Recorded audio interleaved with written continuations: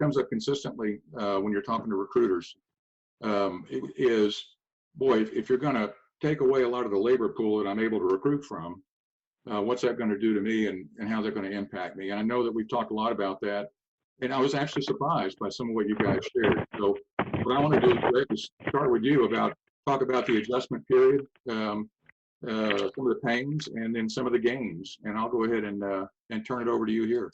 Okay. Yeah, I mean, I think for all three of us, that's going to be one of the big concerns, right? Are we still going to be able to recruit drivers and keep our trucks seated?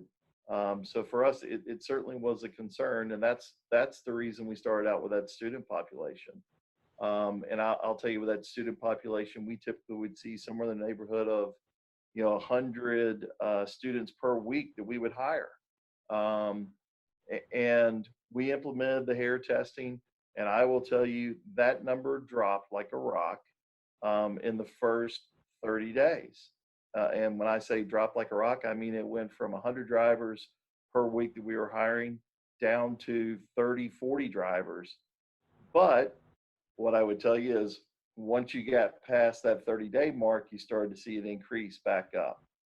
And so it went from being that low water mark of 30 or 40 drivers per week to steadily kind of increasing. And we got back up to that 100 drivers per week that we were hiring about in that 60-day mark. But I will tell you, I think it's critical for you to educate your recruiters. And when I say educate, I mean educate them on everything. Educate them on, yep, we're doing hair tests, and here's the reason why we're doing hair testing. And yes, you are going to see a bit of a fall off at some point in time. And I think for, every industry has its peaks and valleys, right? Every industry has where productivity is at its highest, and some areas, some months or weeks or whatever, that it's at its lowest. So I think anyone that's thinking about doing hair testing, plan for that, and do it strategically, so that if you see a little bit of a drop off in the recruiting, it doesn't hinder your ability to still perform.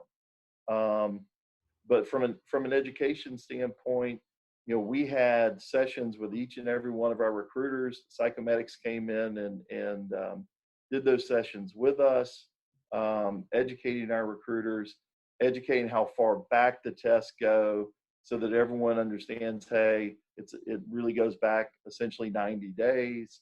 And I will tell you, a big one that everyone focuses on is turnaround time.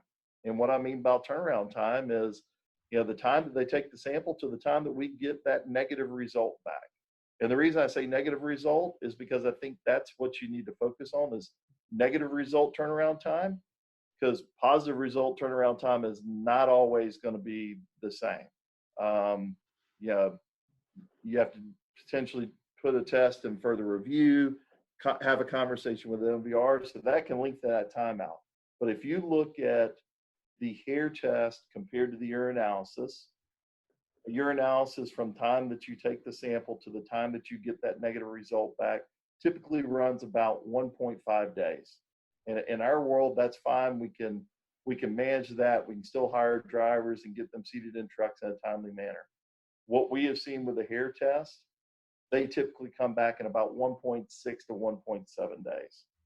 So you're still getting that individual hired, within 2 days of the time you took the sample. So I think that's critical, and you have to keep people focused on that. And I don't think you just go and do training and education one time and you're done, because if you do it one time and you're done, there's attrition in the office, just like there is with our driving force. You always have to be educating. And the other thing that I do, I get information from Psychemedics showing all of our KPIs, turnaround time, positive results, all those type of things. I share that information with the recruiting team so that they have visibility of that. Because I will tell you, for me, one of the things that was really shocking was the number of positives we have with cocaine, those type of drugs, because people's assumption is that it's really going to be people doing marijuana because that started to be legalized and all the rest.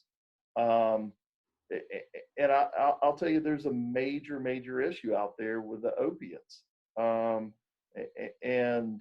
when you start pushing that to the recruiters and all the rest, then there's a red flag that gets raised in their mind. Oh, that's not just someone that maybe resides in a state that allows marijuana to be used recreationally or whatever. They start to think about, oh, look at the number of drivers that have done cocaine or whatever the case may be. Yeah. So Wilson, Dean, what about you guys? Yeah, I'll jump in. In our situation, our model is totally different. Our model is open deck. Our pre or orientation, we call it pre. It's generally a 5-day process. So the turnaround time was critical to us.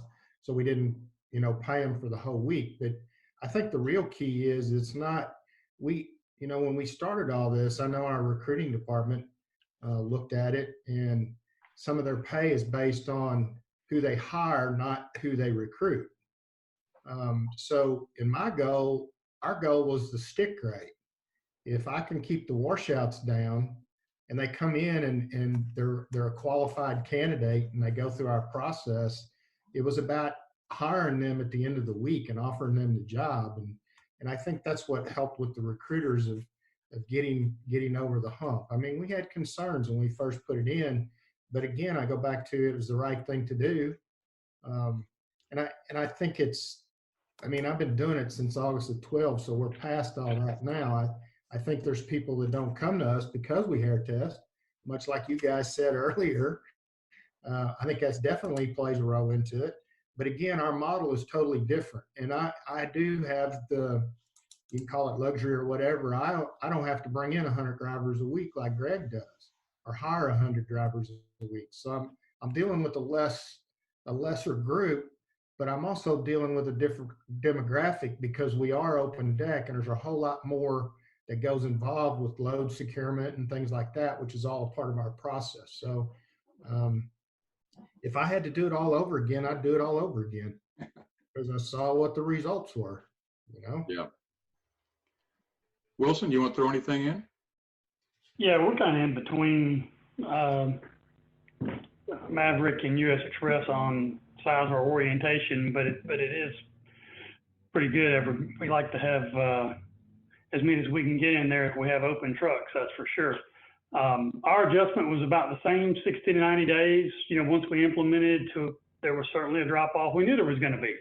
I talked to other trucking companies that were doing hair testing pre-employment and said, you expect 13, 14%, that are going to test positive now with hair, whereas you may have had 2% testing positive on urine. So yeah, we were going to lose some drivers, but that was the objective, right?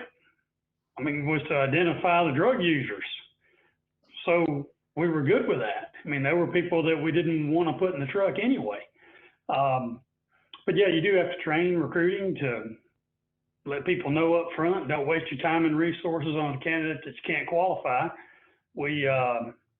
I think we did a good job of doing that because we recovered and we really have not had any issue with staffing our trucks now than anybody else in the industry does or at any time prior to starting hair testing. So it's, again, just like Dean said, looking back on it, it's not something we would do it again in a heartbeat, have done it and never given another thought to stopping doing it or changing our plans where pre-employment qualification is concerned. As far as turnaround time, I don't know, our negatives come back in a day, basically. It might be a little over a day, but it's not much. It's extremely quick. Orientation is still going on by the time we get results. And, you know, one of the things we saw that was negatives, they came back very quickly. So if a guy isn't back coming towards the end of our orientation, we know there's probably a problem anyway. So that's a red flag to us. You know, we're not planning on him going anywhere anyway. So that really has been no issue for us at all. And I don't, you know, hopefully our recruiters, through telling, making people aware of our policies on hair and urine testing, are getting to work with a better candidate. I guess at the end of the day, we knew there was going to be some drop off. It was going to be drop off of people that we didn't want anyway. And hopefully our recruiters are spending more time with better qualified, and we're hiring a better driver at the end of the process. Yeah. Yeah. The other thing I would add to that, and I was just kind of thinking through this, you know, for our group, so you have recruiters that bring drivers in, right? And there are certain regulatory things that we have to go through. So we have driver qualification files that have to have, you know, certain documents in there, right? And you have to follow a certain process. And I would tell you for my group, so the recruiters would bring people in, and before hair testing, you may have drivers that come in that now the number of jobs you have to go and verify are 2-3 times the number, you know, they are today. Or maybe when you're running a criminal background check or an MVR, you've got, you know, several more items that you're having to review because of, you know, what that driver is doing as far as using drugs, and that affects their life as a whole. So I would tell you, you know, it's easier for our group, our safety group, to look at that driver qualification file and be able to go through and check the boxes and say, yep, we've gotten that one, we've gotten that one, everything's good, and not have to verify, you know, X number of jobs and all the rest. So I think there are some other soft benefits that you probably don't recognize until you really just kind of start looking at it, and you may get some feedback from your frontline staff. Yeah. It's interesting. You know, I shared with you guys yesterday that we wash out probably 23 to 24% of what we bring in based somewhere throughout our training process, which can be up to 10 weeks. So somewhere throughout that process, we wash out. But the interesting thing to me is I started sending my boss a message when we'd get one that just didn't follow directions, was late coming to class or something like that, and you knew there was a problem. We'd wash them out. We'd code it as incompatible with, just wasn't going to fit in with our organization. And 2 days later or a day later, I get the hair test results back, and then I see why they were being late for class and things like that. They'd failed the hair test. So we'd go back in and change the coding to a failed hair test. And I started to notice that, you know, when they came in, they thought that maybe we were just telling them up front we were going to hair test them. And, you know, when they figured out that that's what we were really going to do, they'd leave for a family emergency, or just didn't care for our organization or something like that. And, you know, it's interesting to me how it's all flowed and how it's progressed to what it is today. Yeah. You know, it's